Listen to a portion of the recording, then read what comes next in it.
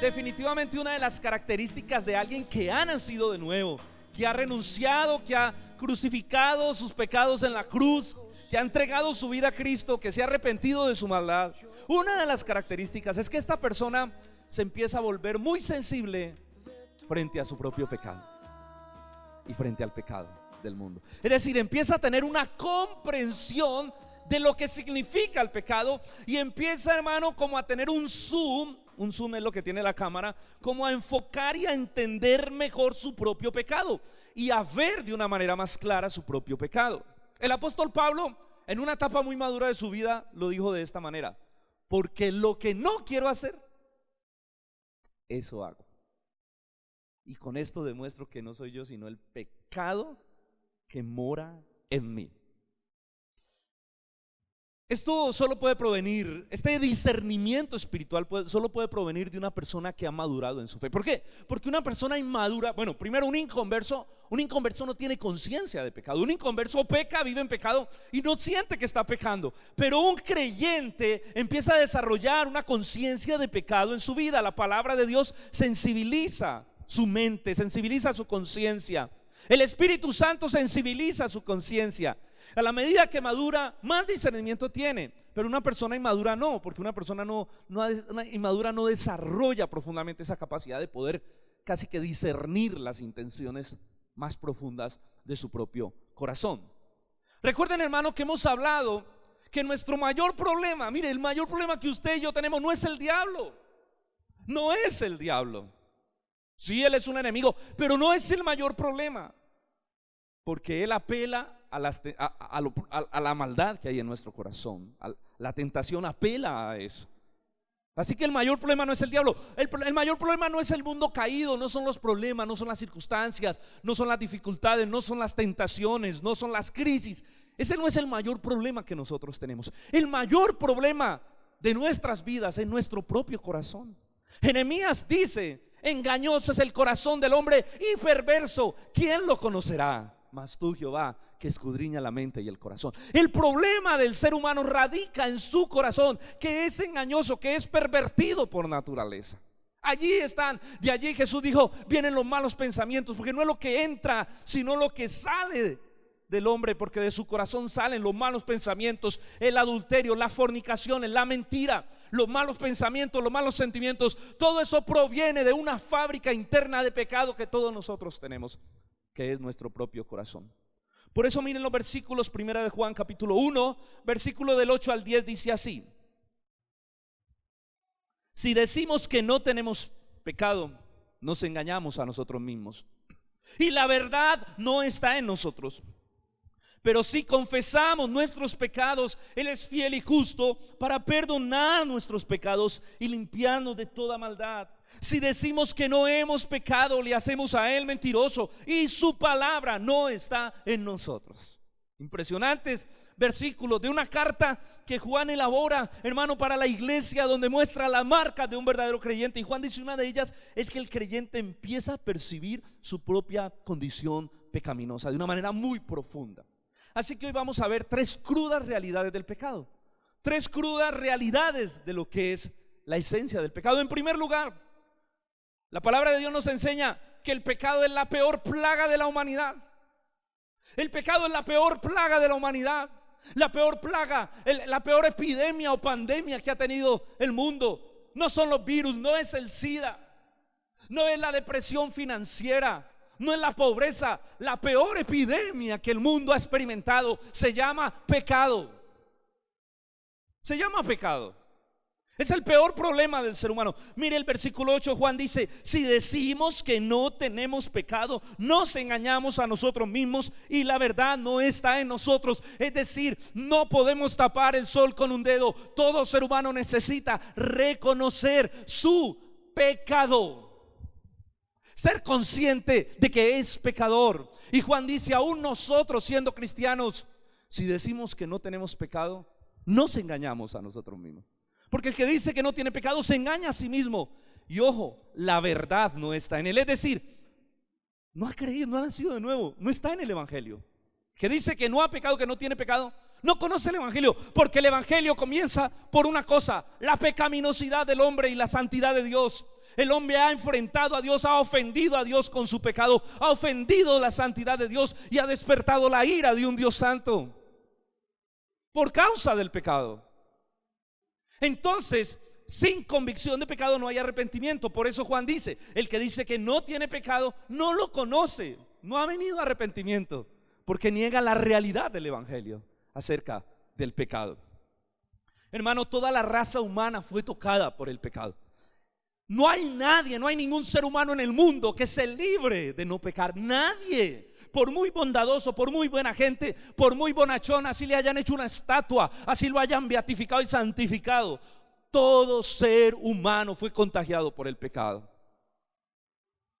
Dios crea al hombre en un estado de inocencia, en un estado de perfección moral en el huerto del Edén, pero el hombre cae y se rebela contra Dios.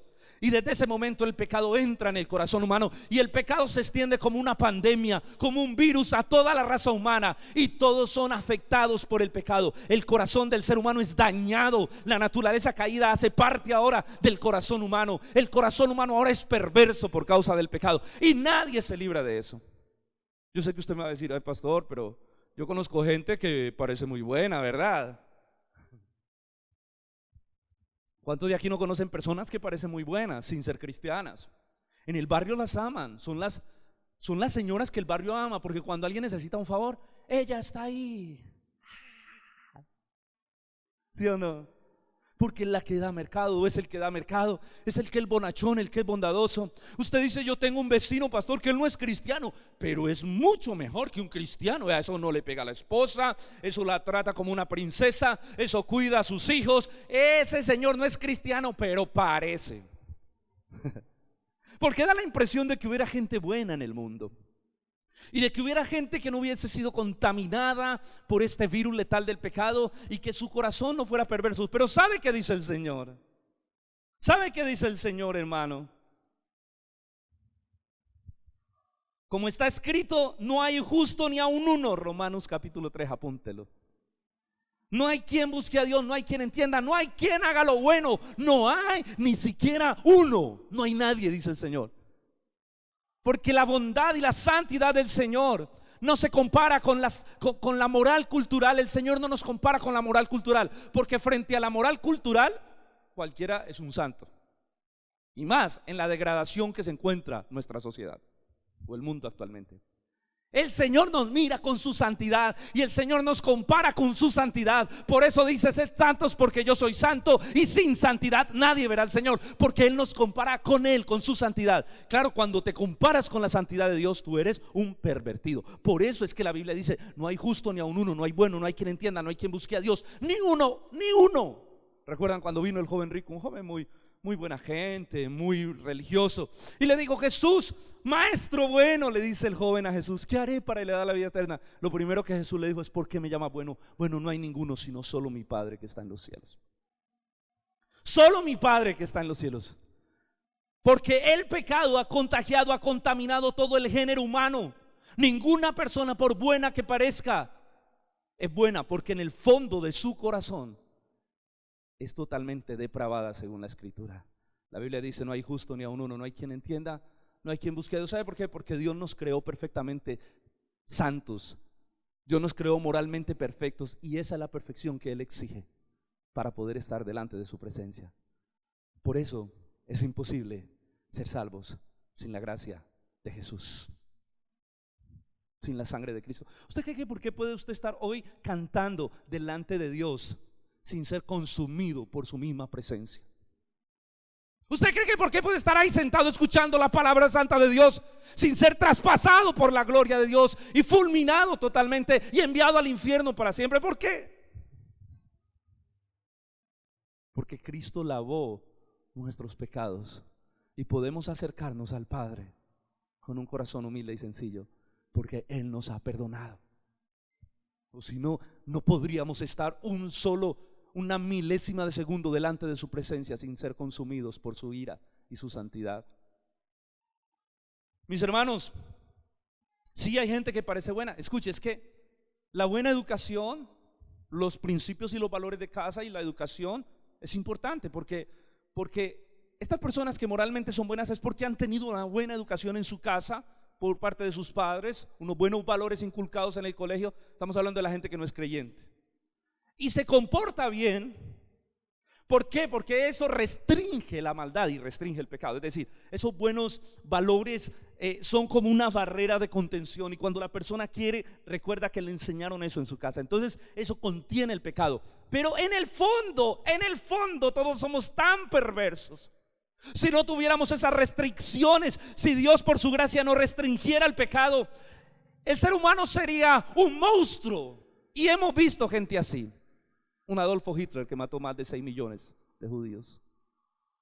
¿Por qué? Porque el poder y el dinero les permitían dar rienda suelta a toda la maldad y la iniquidad. Todo ser humano es un monstruo por dentro. Es pervertido y perverso en el fondo de su corazón. Eso no lo digo yo, dice la Escritura. Engañoso es el corazón y perverso, dice Dios.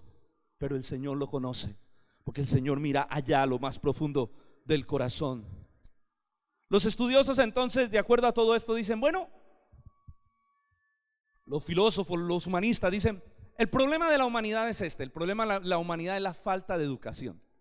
Claro, porque al ver la perversión, ¿cómo es posible que un hombre pueda matar y violar 10 niñas, 10 bebés y luego matarlos? ¿Cómo es posible?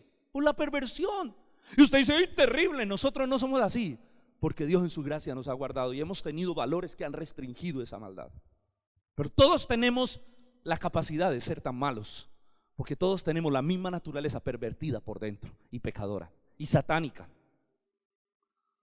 ¿Cómo es posible, dice el mundo, que haya tanta violencia, tanto asesinato, tanta depravación, tanta maldad? Entonces viene la ciencia a responder, o los filósofos a decir, o la psicología a decir, bueno, el problema del hombre no es el pecado, eso es religioso. El problema del hombre es falta de educación. El día que el hombre tenga una mejor educación, va a ser mejor. Va a ir venciendo su maldad. Y entre más educación tenga el hombre, pues mejor va a ser, se va a ir perfeccionando. Entonces dicen que es eso, pero la verdad, ¿cuánta gente bien educada que ha estudiado y estudiado, y para lo único que le ha servido la educación muchas veces es para que sean intelectualmente mejores pecadores? Es para que tengan más herramientas para ser más perversos. Ahora, por favor, no me malentiendan, no estoy diciendo que no hay que estudiar. Aquí hemos dicho siempre que hay que estudiar y que necesitamos, hermano, desarrollar nuestras carreras y la ingeniería, no sé, los abogados que hay en la iglesia. Sí, pero escuche, el problema de la humanidad no es la falta de educación, porque el problema está en la perversión de su corazón. Y al contrario, la educación podría terminar siendo alimentando el intelecto para que esa perversión tenga más alcance. ¿O de dónde creen ustedes que vienen las bombas atómicas y todos los virus letales que alguien suelta para destruir una nación o destruir personas? ¿De dónde vienen? De un man que pasó por la universidad y encontró el conocimiento para poder dar rienda suelta a su maldad. Entonces el problema no es la educación. No estoy diciendo que no hay que estudiar, y los hijos de Dios tenemos que estudiar mucho más que cualquier otra persona. Pero no es el problema, porque el problema se encuentra en lo más profundo y perverso del corazón humano. Hermano, el problema está en la naturaleza caída que nos fue implantada, la naturaleza satánica a causa del pecado original que nace con todos nosotros, nace desde pequeños. Por eso uno tiene que criar a sus hijos en la restricción de su pecado. La disciplina restringe el pecado. Usted ha habido donde la ve, la gente dice, ay, un angelito, tan lindo ese angelito. Si la conociera a veces. Como nos ha tocado a nosotros, especialmente a mi esposa, que es la que estamos en el proceso de, bueno, hacer ciertas cosas, y ella a veces suelta esa rebeldía por dentro. Y toca empezar a disciplinarla para que su pecado vaya siendo restringido, mientras ella se convierte y ya es Cristo quien sujeta su pecaminosidad. Pero todos los seres humanos nacemos con un corazón pervertido, con una naturaleza satánica dentro de nosotros que se empieza a desarrollar en nuestra vida y durante todo nuestro ciclo de vida. Nuestro corazón es una fábrica de pecado. Nuestro corazón fabrica ídolos, fabrica pecado, está maquinando constantemente cómo pecar. Hermano, y ni las terapias de grupo, ni la educación formal, ni la fuerza de voluntad pueden erradicar esa maldad que todos tenemos por dentro. El problema del hombre no está en su conducta. la conducta es solo una expresión de nuestro corazón. Jesús dijo, ojo, porque no es la conducta, es lo que viene del corazón. El problema está adentro del corazón. Es más, le voy a decir algo, el hombre puede cambiar su conducta. Es más, sin Cristo el hombre puede cambiar cosas. Hay gente que deja de tomar y no es cristiana, va a Alcohólicos Anónimos, se reúne con un grupo de terapia y deja de tomar y dejó el trago. Hay gente que deja la droga. Mi papá dejó el cigarrillo después de tantos años simplemente por un esfuerzo personal y porque fue consciente de que eso lo estaba matando, le estaba dañando su salud. No necesito a Cristo para eso. Y nosotros pensamos que el cambio de Dios a veces tiene que ver meramente con la conducta, hermano. Mire, hay cosas que la conducta la puede cambiar una terapia, un psicólogo, una reunión grupal, la persona por su propia voluntad, una charla, una clase, cualquiera. Pero la perversidad del corazón no puede ser cambiada, porque nadie tiene la capacidad de regenerarse a sí mismo. De la maldad no puede producir bondad. Nadie puede cambiar esa naturaleza de pecado. La única solución es la sangre de Jesucristo, que puede limpiar nuestro pecado desde lo más profundo del corazón. Y entonces, cuando nos arrepentimos, viene una nueva naturaleza. La naturaleza, cuando nacemos del Espíritu de Dios, cuando nacemos de nuevo, la naturaleza del Espíritu Santo nos es implantada, hermano. Y entonces allí la vida de Dios se empieza a desarrollar y empieza a limpiar nuestra maldad y a crucificar nuestra naturaleza caída, a tenerla bajo control hasta el día de nuestra redención, hasta el día en que seamos glorificados. Dios está trabajando, mortificando nuestro pecado, mortificando nuestro ego, nuestro yo, crucificándolo y entrando a las partes más oscuras para santificar y purificar el corazón. Por eso la santidad, más que un mero cambio de conducta moralista, la santidad tiene que ver con cosas más profundas de nuestro corazón. Porque es fácil dejar de tomar, no, yo soy cristiano porque ya no tomo, ya no veo, ya no bailo, ya no le monto los cachos a mi novia o mi esposa. Soy un cristiano buenísimo, buenísimo. La santidad de Dios va más allá de esas cosas, va a las intenciones del corazón, a las motivaciones más profundas de tu corazón, a lo que piensa tu corazón, a lo que siente tu corazón, aquellas cosas que cuando estás, que nadie te ve, empiezas a pensar y a sentir. Allí es Dios donde entra a santificar las intenciones más profundas, porque tu naturaleza satánica ahora es controlada por el Espíritu de Dios y empiezas a ser santificado por el Señor.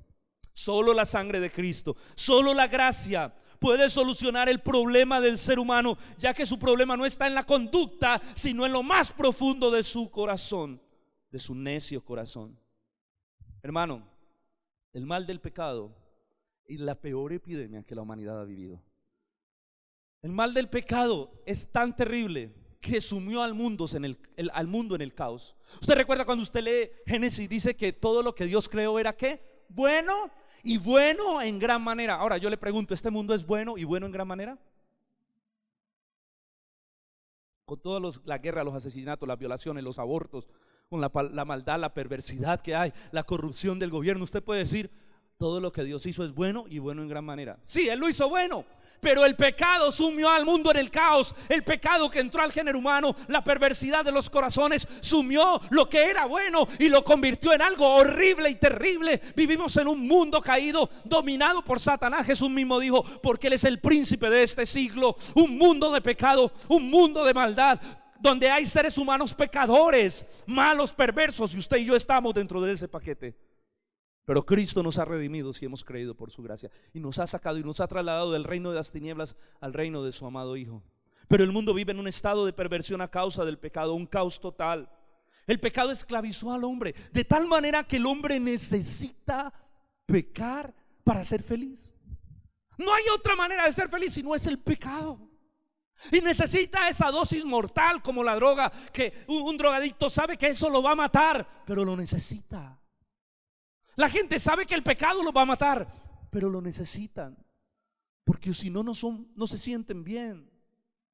El pecado es una droga adictiva y cada vez requiere más dosis, y esclaviza al hombre hasta destruir su vida y llevarla a la consumación total y a la destrucción total. El pecado, hermano, es un mal tan terrible que desató toda la ira de Dios contra la humanidad y el furor de Dios contra el hombre por causa de su rebelión y su pecado.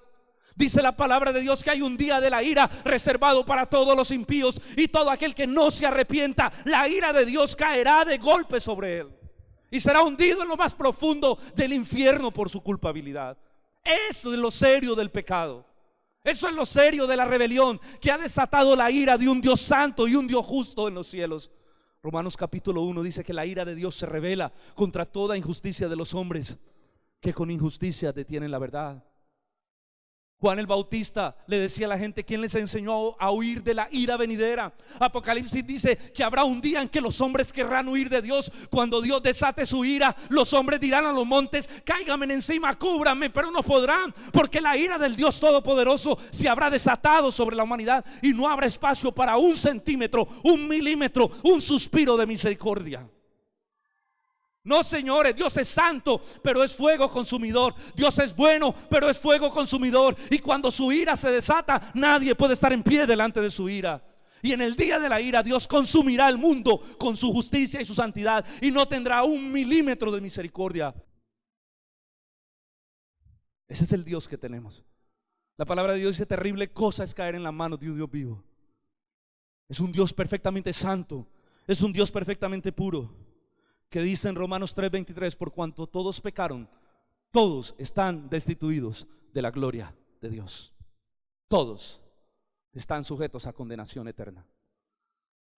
Por lo tanto, el pecado es un asunto tan terrible que requirió la muerte de Jesús para poder pagar el precio por los que crean en Él.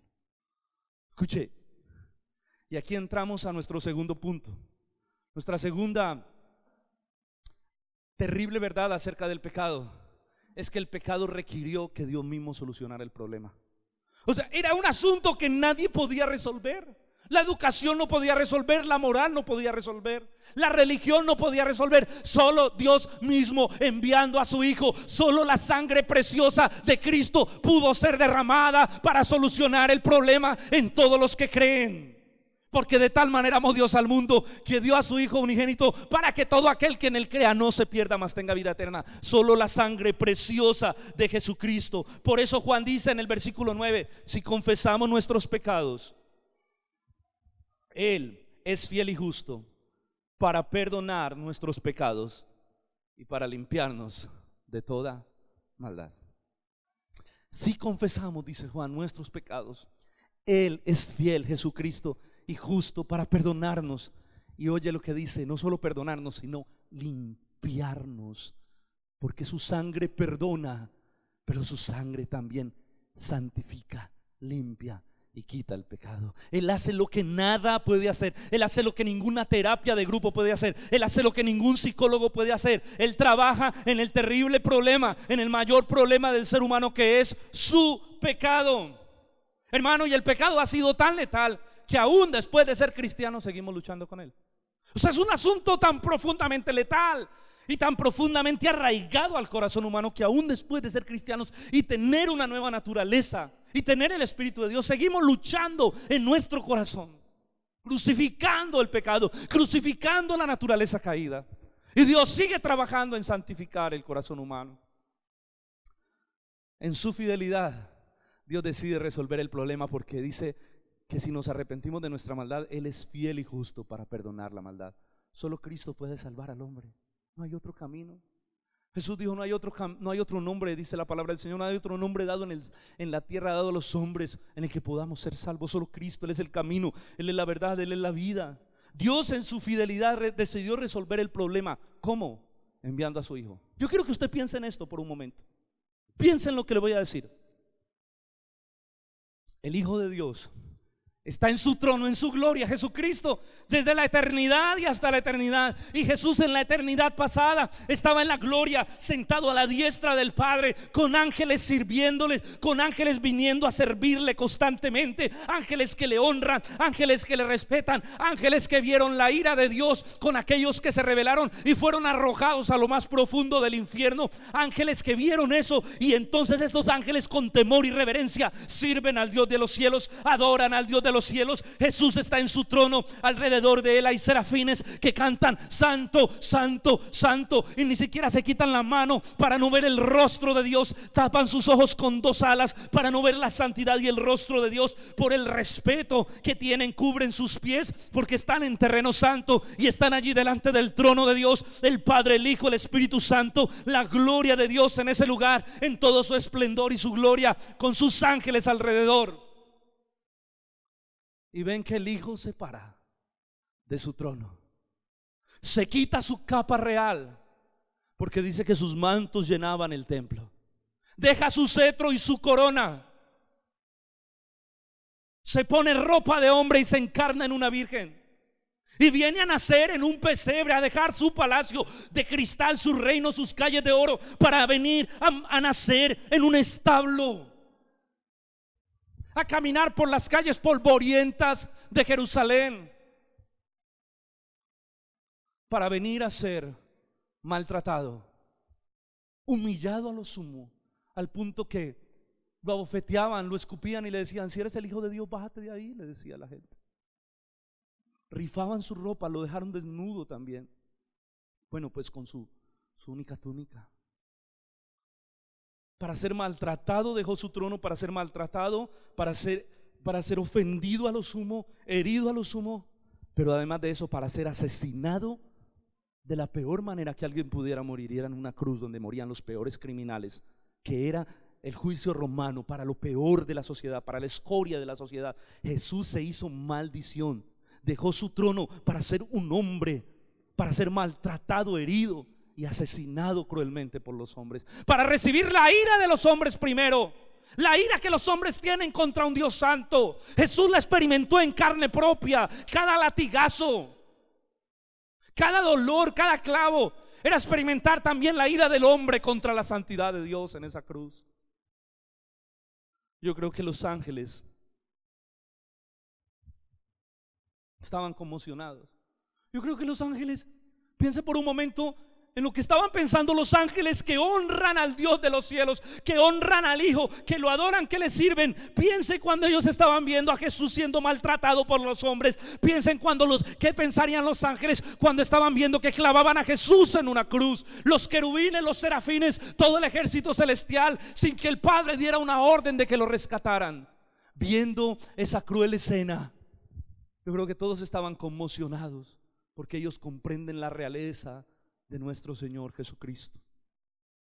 ¿Te puedes imaginar qué pensaron ellos de esta decisión del Padre? Pablo lo dice de esta manera en Filipenses 2 del 5 al 8: haya pues en vosotros el mismo sentir que hubo en Cristo Jesús, el cual, siendo en forma de Dios, no estimó el ser igual a Dios como cosa a que aferrarse, sino que se despojó de su divinidad, se despojó de sí mismo y tomó forma de siervo y se hizo semejante a los hombres, y estando en la condición de hombre se humilló. Escucha esta palabra: a sí mismo, se humilló a sí mismo, haciéndose obediente hasta la muerte y muerte de cruz. Cristo fue humillado a lo sumo, Él se humilló, pero escuche lo que dice la Biblia: Él decidió humillarse a sí mismo, porque los hombres no pudieran hacer nada si no les fuera dado por el Padre. Y Dios permitió que su Hijo sufriera y fuera humillado. Dice el texto: haciéndose obediente hasta la muerte y muerte de cruz. Yo le hago una pregunta: ¿por qué vino Jesús a esta tierra? ¿Por qué Jesús murió de una manera tan cruel? ¿Por qué Jesús se humilló a sí mismo y permitió que lo clavaran en la cruz del Calvario? ¿Por qué? ¿Por qué? Por amor, pero no es la razón principal el amor. Porque a veces decimos por amor a nosotros, es que Dios nos ama tanto. Sí, Dios nos ama, pero la razón principal por la que Él fue a la cruz, lo dice el texto: haciéndose obediente. Fue la obediencia al Padre, fue la obediencia al propósito eterno antes de la fundación del mundo, de salvar a los hombres. Él se sujetó, Él fue quebrantado por la obediencia al Padre. Dice Isaías: y verá el fruto de la aflicción de su alma y se gozará, porque cumplió el propósito, porque cumplió la tarea que el Padre le asignó, porque fue obediente al Padre hasta la muerte y muerte de cruz. Por eso el Padre, cuando los cielos se abrieron en su bautizo, dijo: este es mi Hijo amado, en el cual mi alma se complace. Por su obediencia al propósito del Padre de salvación. Hermano, Jesús voluntariamente se sujetó a quebrantamiento. ¿Saben? La Biblia lo llama varón de dolores, dice Isaías, experimentado en quebranto. ¿Tú sabes qué es que diga la Biblia que alguien es experimentado en el quebranto? Molido, triturado. Cuando usted participa del pan, cuando usted come el pan en la Santa Cena y lo mastica, usted está diciendo lo que dice Isaías: fue molido, fue triturado por mi pecado. Él fue molido por nuestros pecados. Dice Isaías: no había apariencia en él para reconocerlo, no había hermosura, dice Isaías capítulo 53. Él se hizo maldición, dice la escritura, que el que no conoció pecado se hizo pecado por nosotros. Desechado y despreciado entre los hombres, varón de dolores, experimentado en el quebranto. Porque Dios quiso sujetarlo a padecimiento, dice Isaías, y a quebrantamiento. ¿Saben por qué todo esto? Lo que Jesús hizo en la cruz fue beber toda la ira del Padre que usted merecía, que yo merecía. La ira que estaba destinada a triturar tu vida, aplastar tu vida y enviarla al infierno por la eternidad. La ira que estaba destinada contra tu corazón satánico y rebelde fue sobre la muerte de Cristo en la cruz y lo aplastó por completo. Fue la ira de Dios. ¿Recuerdan la oración de Jesús en el huerto de Getsemaní? ¿Recuerdan la oración de Jesús? Señor, si quieres, pasa de mí esta copa, pero no se haga mi voluntad sino la tuya. Vengo a sujetarme, pero pasa esta copa. ¿De cuál copa está hablando? Algunos dicen: Jesús tenía miedo de la cruz, de la bofetada, de los latigazos, de la corona de espinas. No.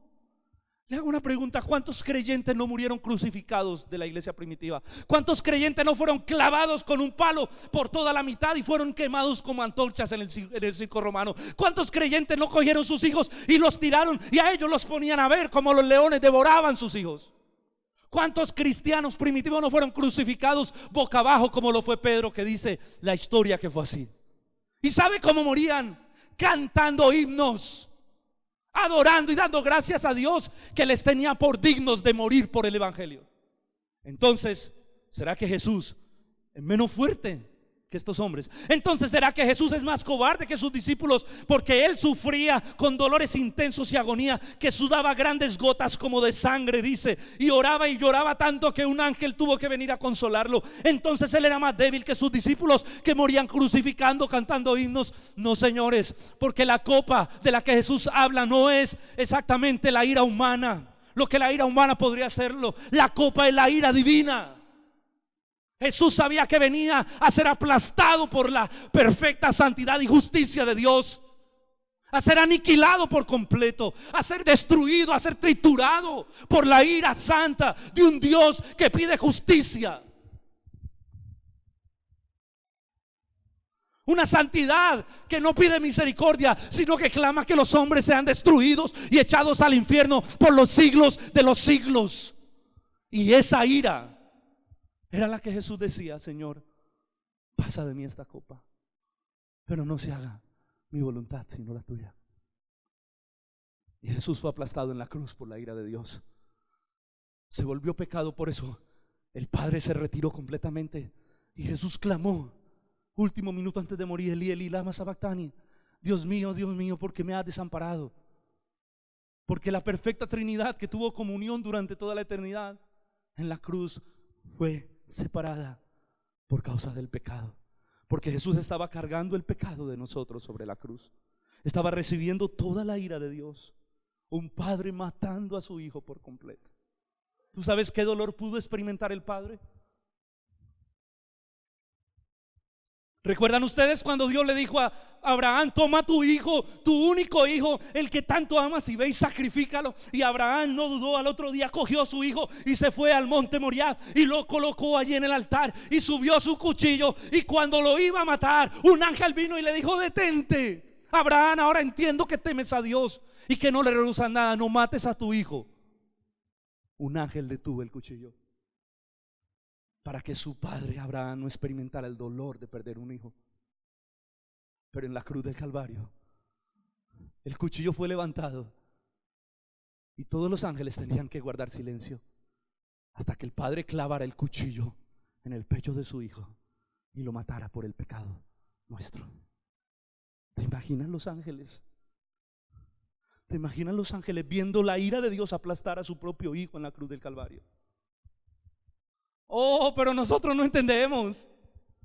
Nosotros a veces no entendemos eso y seguimos viviendo vidas tan superficiales, tan inmundas, tan concentrados en nuestra vida, en nuestro trabajo, en nuestras cosas. Y Dios, si queda tiempo te lo doy.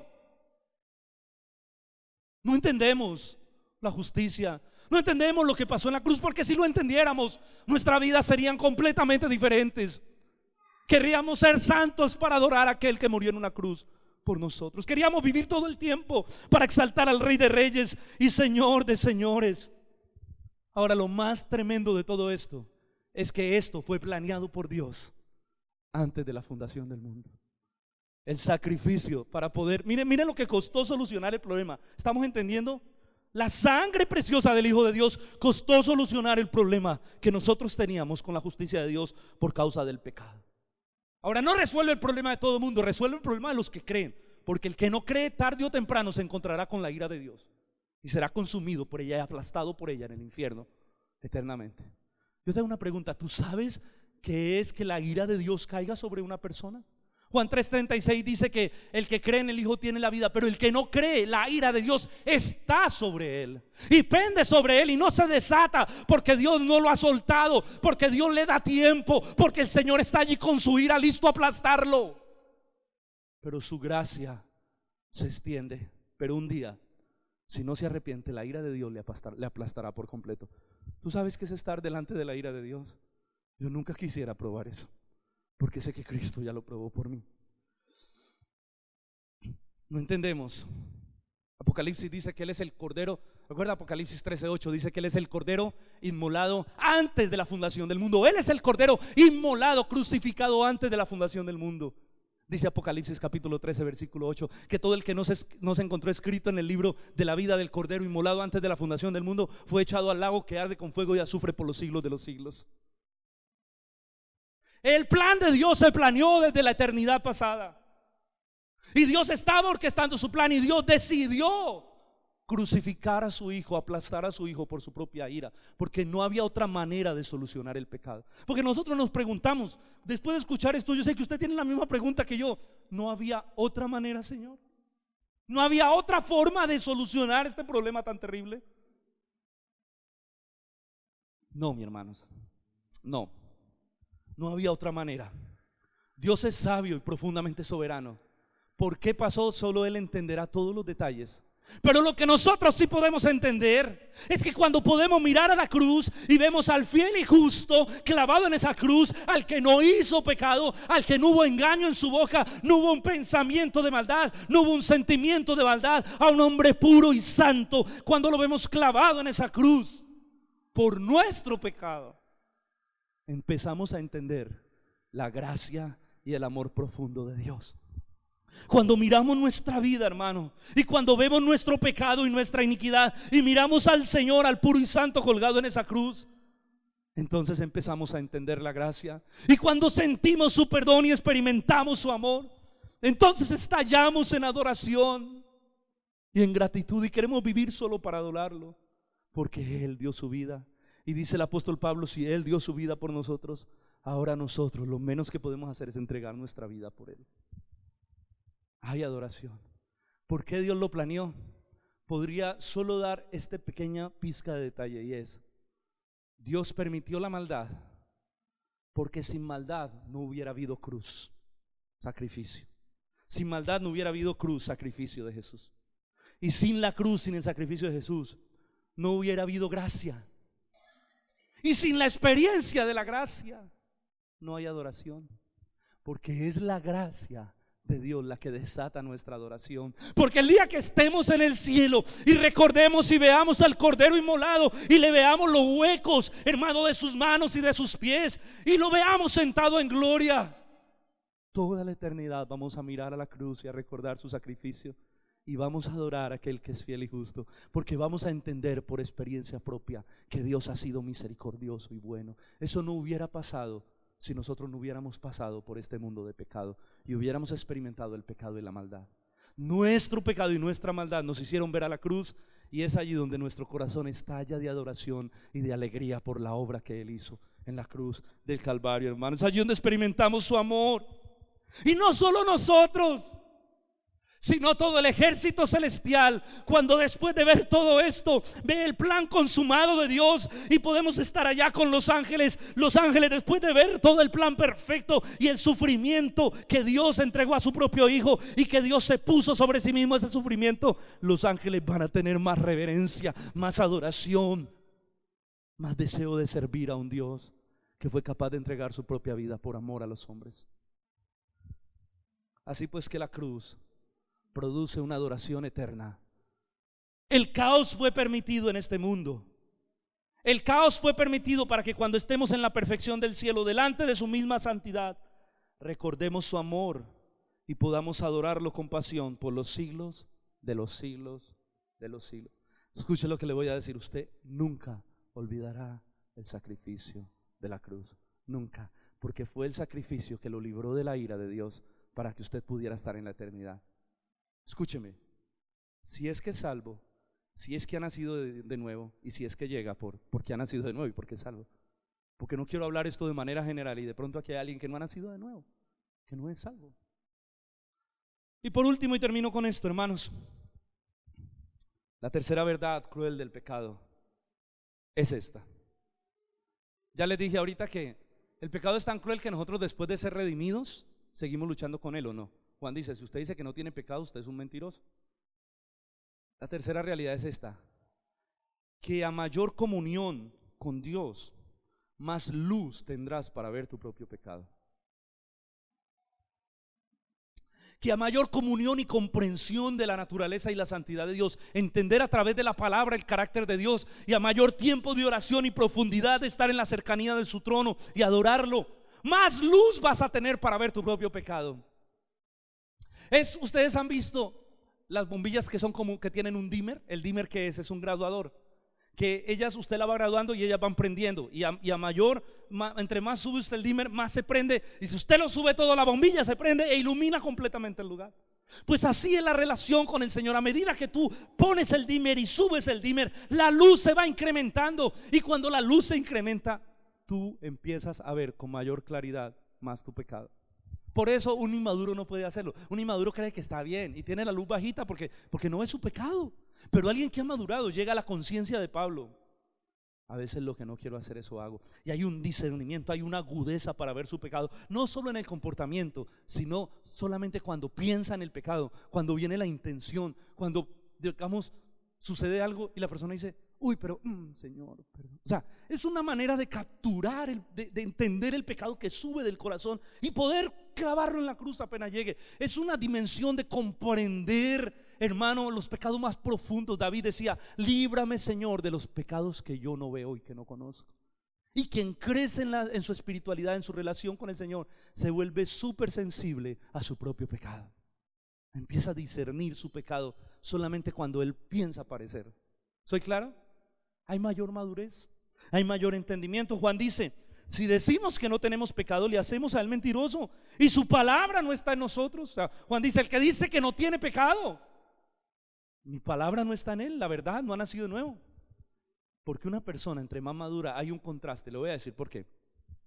Porque entre usted más se acerca a la santidad de Dios, y más empieza a conocer la santidad de Dios, y más empieza a conocer el carácter perfecto y santo y bondadoso y amoroso, pero usted se encuentra con esa santidad, usted empieza a experimentar su propia miseria. Usted empieza a ver su propia miseria. Nos pasa como Isaías. ¿Recuerdan Isaías capítulo 6?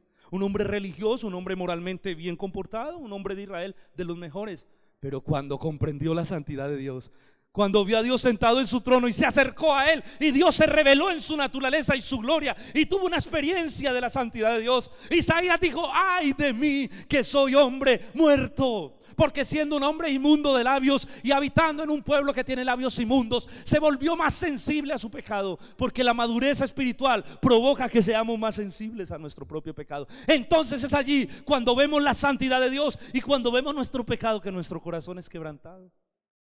El quebrantamiento que viene de Dios viene por dos cosas: por conocer la santidad de Dios y por ver tu propia naturaleza. Entonces te quebranta y te parte en mil pedazos y tú dices: Señor, no me queda otro lugar que ir a la cruz, que ir a la gracia, abrazar la gracia. Necesito a Dios, mi vida necesita, como el siervo brama por las corrientes de las aguas desesperadamente antes de parir. El siervo grita, el siervo gime, necesita agua. Así es aquel que ha entendido su propio pecado, su propia maldad, necesita desesperadamente la presencia y la palabra de Dios. No puede estar sin eso. No puede resolver eso solamente con ver televisión o ver una buena película, o entrar al Facebook y poner un estado, o entrar y ver un video de YouTube, o entretenerse con los amigos jugando. El que está quebrantado no encuentra otro lugar de descanso si no es el trono de Dios. El trono de Dios. Por eso Dios permite el quebrantamiento, para generar dependencia en nosotros de su misma presencia, para generar necesidad desesperada de su gracia e ir a la cruz y aliviar nuestro dolor y sentirnos perdonados y tener el gozo profundo y la paz del Espíritu de Dios. Pero solamente su presencia puede satisfacer un corazón quebrantado. Solamente su presencia puede satisfacer un corazón que late por Él. Cuando nosotros no entendemos esto, cuando nosotros no vivimos en el quebrantamiento, nos pasa lo que le pasó a la iglesia de la Odisea. ¿Ustedes recuerdan? Se lo voy a leer. La iglesia de la Odisea, cuando el Señor pasa revista a las iglesias, se encuentra con una que es la iglesia de la Odisea y le dice estas palabras. Apúntelo: Apocalipsis capítulo 3 versículos 16 y 17. Pero por cuanto eres tibio y no eres frío ni caliente, te vomitaré de mi boca, dice el Señor. Porque tú dices: yo soy rico y me he enriquecido y de nada tengo necesidad, y no sabes que eres un miserable y digno de lástima. Eres un pobre, eres un ciego y estás desnudo, dice el Señor. Así es todo aquel que no tiene un corazón quebrantado, todo aquel que está cubierto por una capa de religiosidad, que cree que es muy buen cristiano porque viene de vez en cuando a la iglesia y da sus ofrendas y sus diezmos. Así es todo aquel que cree que es buen cristiano porque canta y viene de vez en cuando, pero no tiene un corazón quebrantado. Él dice: soy tan bueno, yo soy rico y me he enriquecido, tengo todo lo que necesito para tener una vida buena con Dios. Dios debe estar tan agradado de mí. Cuando el Señor le dice: ay, tibio, ojalá fueras caliente, ojalá fueras frío. Tú dices que eres rico, pero en el fondo eres un pobre, ciego, miserable y desnudo, que no puedes ver tu desnudez. Y luego le dice: unge tus ojos con colirio para que veas tu miseria.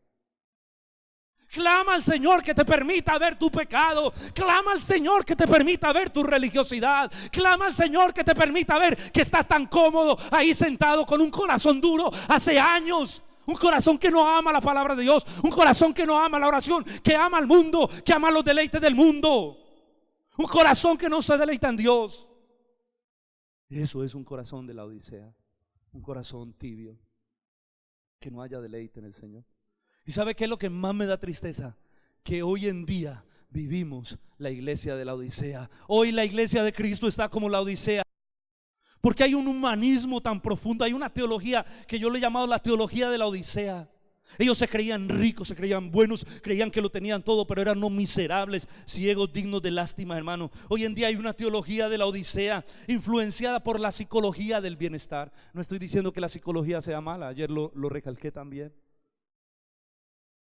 Pero la psicología del bienestar, el problema cuando dejamos que la psicología responda a preguntas o a problemas que ya la Biblia ha dado respuesta. La Biblia dice que el problema del hombre, ¿cuál es?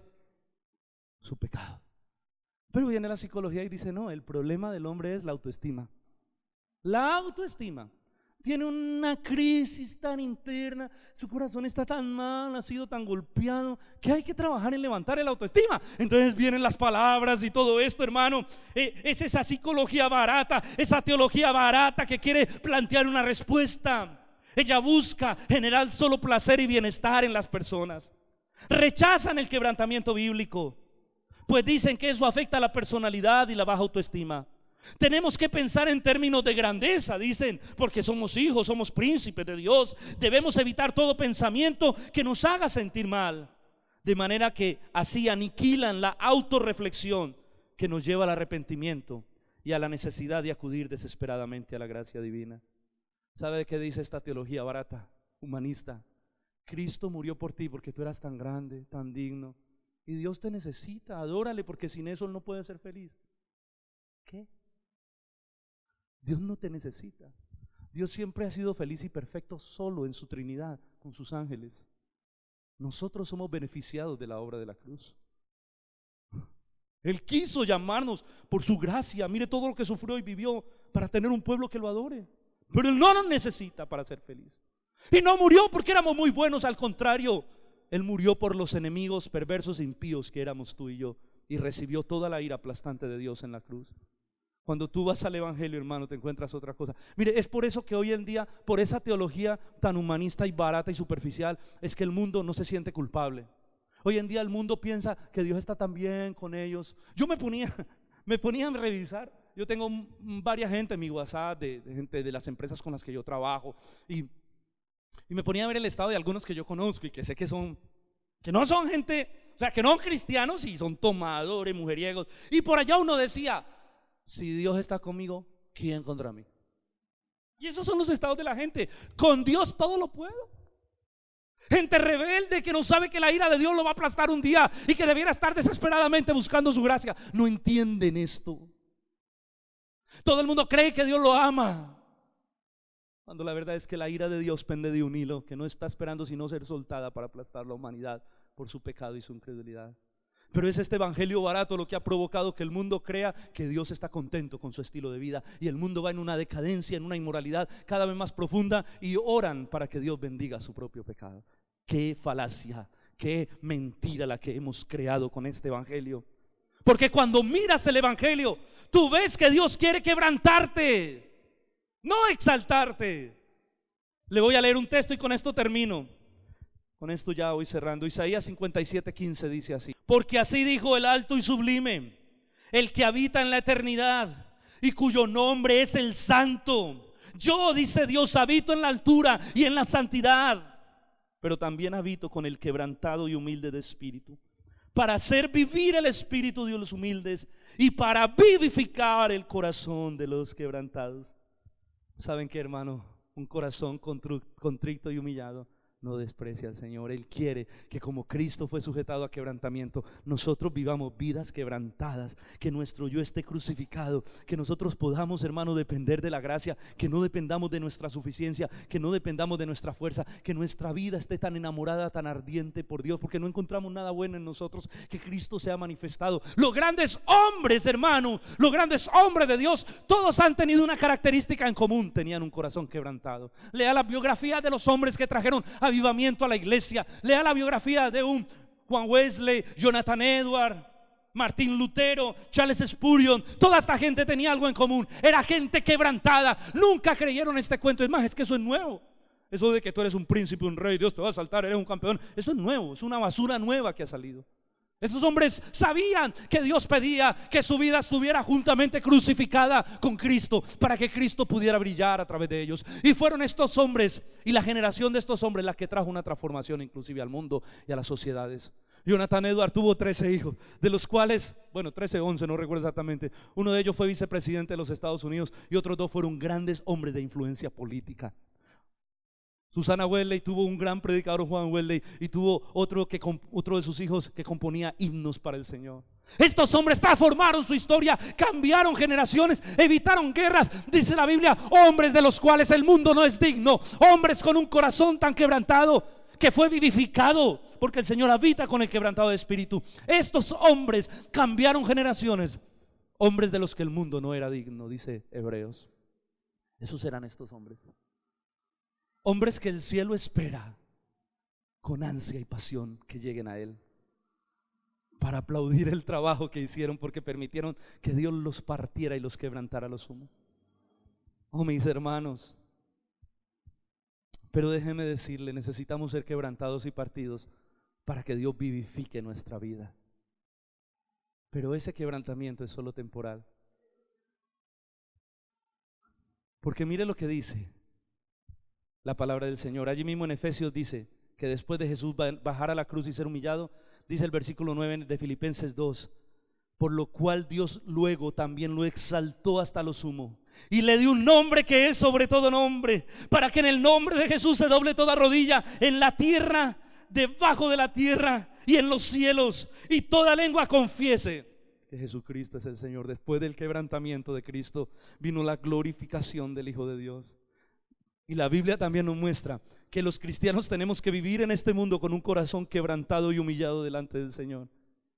Pero un día esa humillación se convertirá en gloria, porque dice el mismo libro de Primera de Juan que cuando Él aparezca, nosotros seremos semejantes a Él. Dice Apocalipsis: al que venciere yo dejaré que se siente en mi trono y reine y gobierne conmigo. Ese quebrantamiento es solo para la tierra, porque llegará el día en que nuestro Señor aparezca y seremos glorificados, y ya no tendremos lucha con nuestra naturaleza pecaminosa, y reinaremos con Él y seremos honrados por los ángeles y por el mismo cielo, no dignificados ni adorados. Eso solo es de Cristo. Pero los hombres que fueron partidos y humillados y quebrantados tendrán un lugar cerca del trono de Dios. Es un corazón quebrantado, solo un corazón quebrantado el que puede disfrutar a Dios plenamente. Es un corazón quebrantado el que puede disfrutar su gracia. Es un corazón quebrantado el que puede disfrutar su gozo. Es un corazón quebrantado el que puede ser vivificado. Es un corazón quebrantado el que puede ser usado de manera gloriosa por el Señor para transformar las generaciones, para traer vida de Dios, quebrantamiento y arrepentimiento, para que el mundo entienda la verdad, para que Dios se mueva con poder. Es un corazón quebrantado. Bien lo dijo Charles Spurgeon: nadie puede ser usado grandemente hasta que no sea partido en 1000 pedazos. Dios nunca usará a un hombre grandemente si primero no lo parte y lo trilla por completo. Hermano, ser quebrantados es lo mejor que Dios podría hacer por nosotros. Amén. Oremos. La más profunda